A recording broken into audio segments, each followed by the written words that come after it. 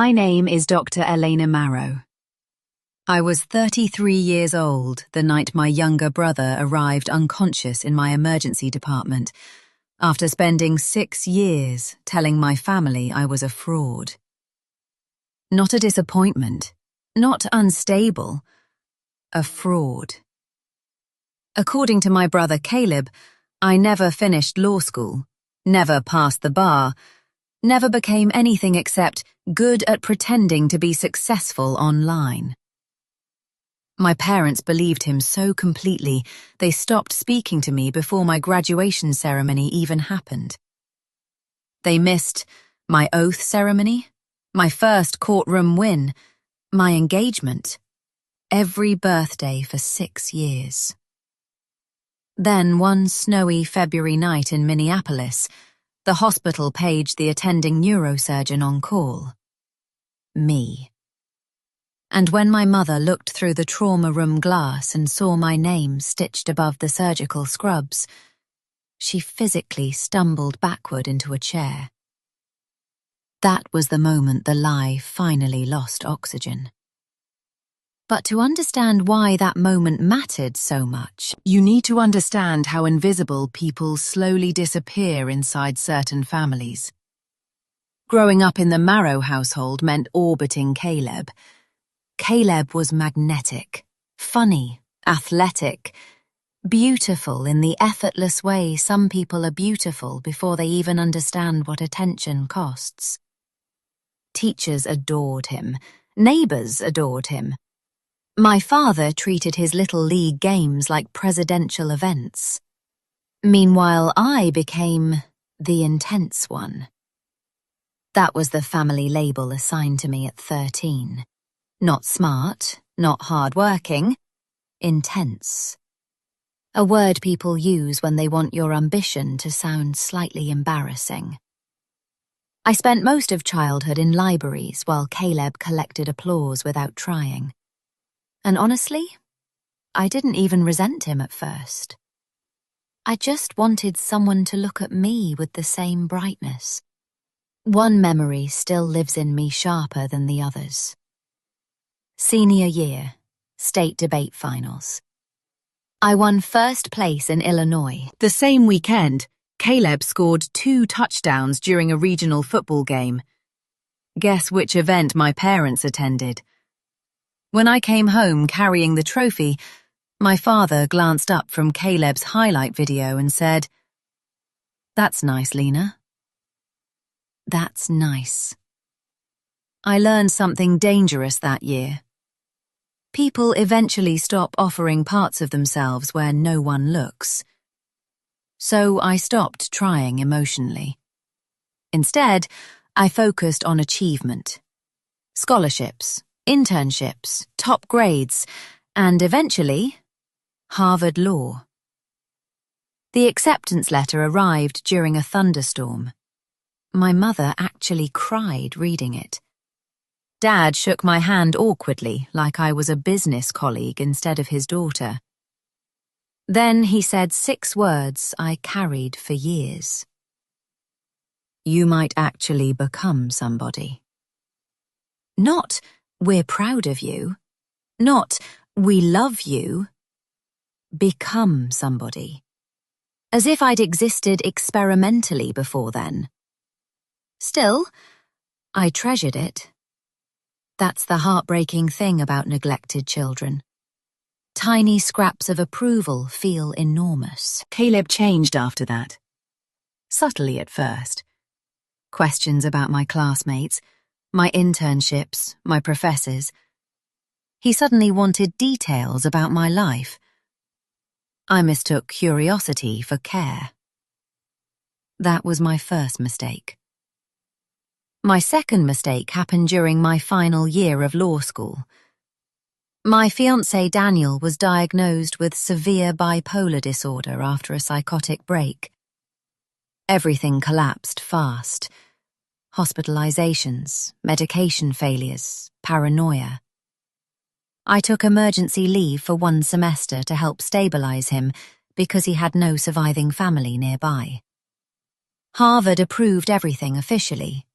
Documented. protected, temporary. I planned to return in spring and finish my clerkship afterward. One exhausted night around 2 a.m., I called Caleb crying. I told him about Daniel, the leave, my fear, how overwhelmed I felt. Caleb listened quietly.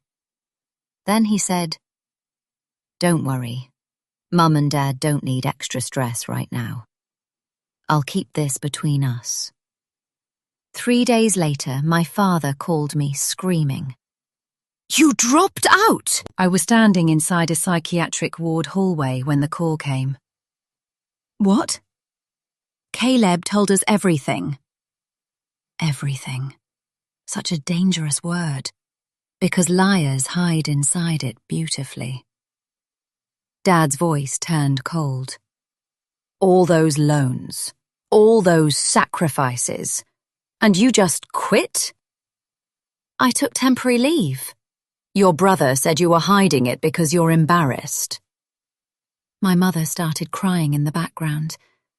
Then came the sentence that split my life cleanly in half.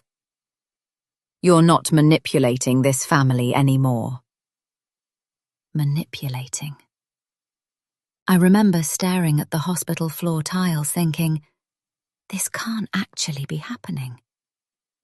I emailed documentation immediately, leave approval forms, dean contact information, medical deferment papers. No response. I mailed a handwritten letter, returned unopened. My father blocked my number first, then my mother. Caleb texted afterward, "I tried to defend you." I stared at that message for nearly an hour, not because I believed him, because I finally understood. He enjoyed this. That realization changed something fundamental inside me. Daniel stabilized slowly over the next year. I returned to school, graduated with honors, passed the bar, clerked for a federal judge. My family knew none of it. Or maybe worse, they chose not to know. I stopped sending updates after the wedding invitation came back unopened. Daniel's mother walked me down the aisle instead. She whispered before the ceremony, "The people who matter arrived." I almost collapsed crying. Because abandonment changes your relationship with kindness forever. You never fully expect it again. Years passed. Daniel became a therapist specializing in severe mood disorders. I completed neurosurgical law certification and eventually transitioned into hospital malpractice litigation before retraining medically through an accelerated physician-scientist program. Long story short, I became terrifyingly overqualified. Trauma neurosurgery suited me. Crisis, precision, no room for emotional confusion. By 33, I became one of the youngest attending neurosurgeons at Northlake Medical Center. Meanwhile, Caleb built a very different life. Real estate influencer, crypto investments, motivational podcasts. According to Aunt Sylvia, he described me publicly as the cautionary tale sibling who couldn't handle pressure. Funny, considering I spent most nights holding human brains in my hands. Then came February 14th.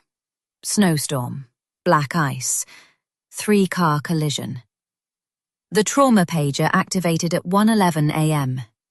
Male, 34, severe cranial trauma.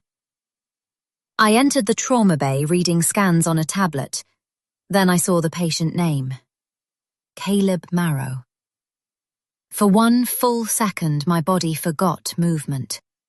Then instinct replaced history. Prep OR2, call vascular, move now. The ambulance doors burst open. Caleb looked destroyed.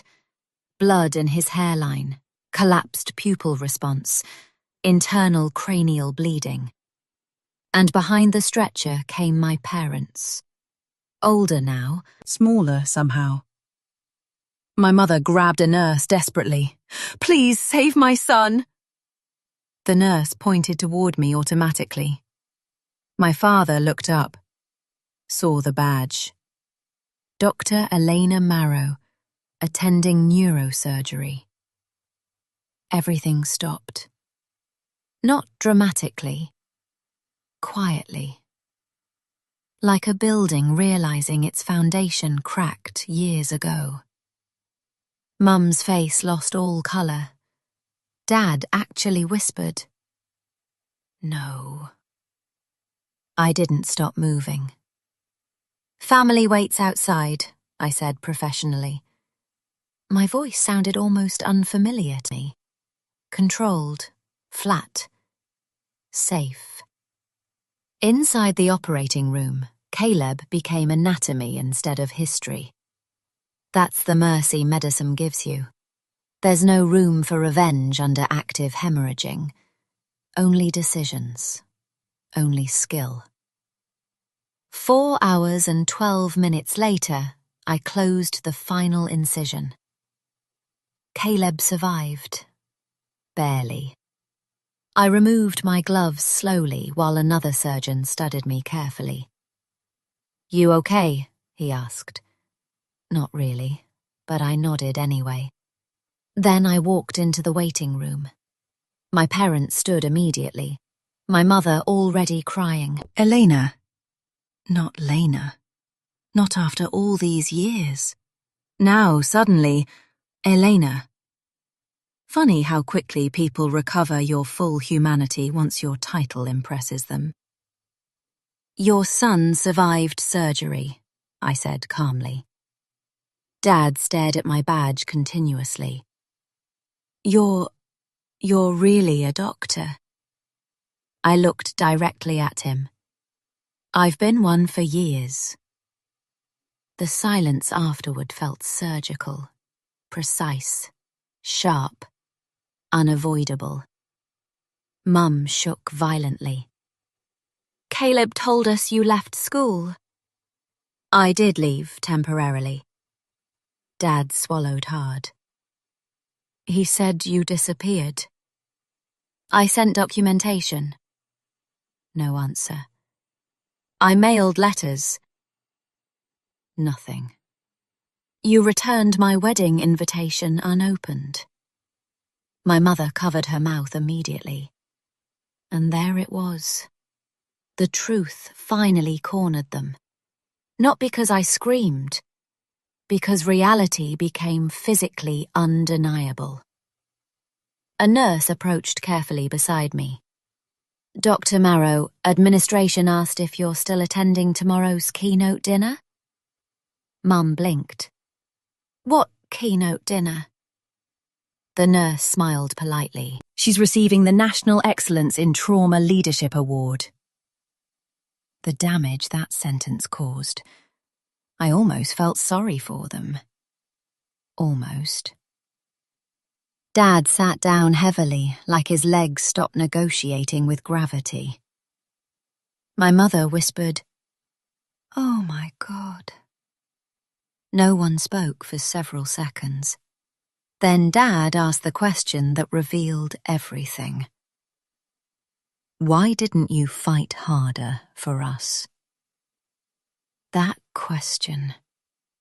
That selfish, devastating question. As if abandoned children are responsible for dragging unwilling parents toward the truth. I looked at him quietly. I was 27 and trying to survive. He started crying then. Real crying, not dramatic. Just a man finally crushed beneath the weight of his own failures. Hours later, Caleb woke in ICU. I entered for neurological assessment. He looked confused until he focused on my face. Then the badge. Then the white coat. Fear spread across him instantly. "You're actually a doctor," he whispered. I almost laughed. Not because it was funny. Because 6 years collapsed into one absurd sentence. I'm your neurosurgeon. He stared at me, searching desperately for emotional leverage.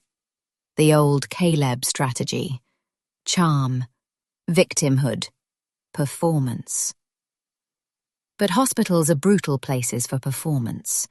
Reality keeps interrupting. You hate me, he whispered. And honestly, that was the first truthful thing he'd said in years.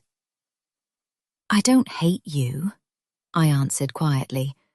That would require me to carry you longer than I already have. He cried after that. Not manipulative tears, terrified ones. Because somewhere deep down, Caleb always believed eventually someone would save him from consequences. And for the first time in his life, nobody could. The real collapse happened 2 days later. Aunt Sylvia arrived carrying printed emails, every message I ever sent, every ignored document, every returned letter, every unanswered attempt. She placed them directly into my parents' hands one by one. My father read silently for nearly an hour. At one point, he reached my wedding invitation. Still sealed. Still unopened. He broke completely after that. Not loudly, quietly. The dangerous kind of grief. The kind that finally understands itself too late. Months passed slowly afterward. Painfully, honestly. My parents started therapy because I required it before any reconciliation. Dad resisted at first. Then, one day, he admitted something during a session that changed everything. I trusted the child who made me comfortable over the child who challenged me. There it was. The whole family dynamic reduced to one sentence. Comfort over truth. Charisma over substance. Ease over effort. Healing didn't happen magically. Some damage never fully disappears. But people can change if shame finally outweighs ego. That surprised me most. One Sunday morning, nearly a year later, my parents visited our townhouse during breakfast. Daniel made coffee. Snow fell outside. Our golden retriever slept beneath the kitchen table. Dad stood awkwardly beside the counter for a long moment, then quietly asked, "Can I help with anything?" I froze, because my father had never asked that question before. Not once in 33 years. I handed him 4 bowls. "You can set the table." He counted carefully. 1, 2, 3, 4. Then paused. 4? I smiled softly. 4. Because 3 weeks earlier, I found out I was pregnant. My mother started crying instantly. Dad looked down at the bowls in his hands like they were something holy. And for the first time in my life, my family wasn't looking at me like a disappointment waiting to happen. They were simply looking at me. That mattered more than revenge ever could.